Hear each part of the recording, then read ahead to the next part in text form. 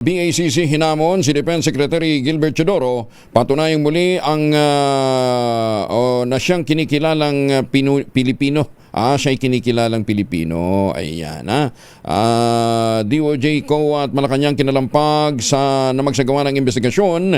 Detalye na balita mula kay Boy Gonzales, RH29. Boy, good morning.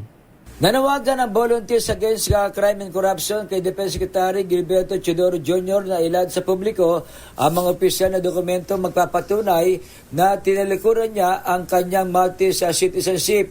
Una rito, napaulat na mayroong Maltese passport ang Kalim, pero iginit na isinuko niya na ito bago ang patakbo bilang senador noong 2022 eleksyon.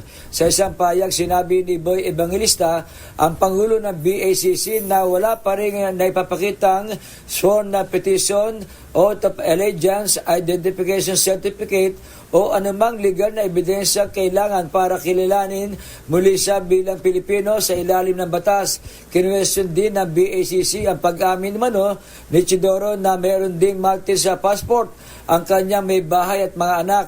Ayon sa BACC, naging alinsunod ba sa batas ang pagkakatalaga sa kanyang asawa bilang Philippine envoy noong 2017. Hindi kasi nila pwedeng isang tabi ang mga requirements sa ilalim ng RA 9225 dahil hindi pinapahintulutang humawak sa mataas na posisyon sa gobyerno, lalo na sa Defense Department, kung hindi may tuturing na Pilipino. Sa ngayon, nananawagan din ang grupo sa Department of Justice, Commission on Appointment at maging sa Malacanang na alamin kung may kakulangan sa dokumento o hindi inilahad sa proseso ng kumpirmasyon at dapat managot kung may nilabag sa batas.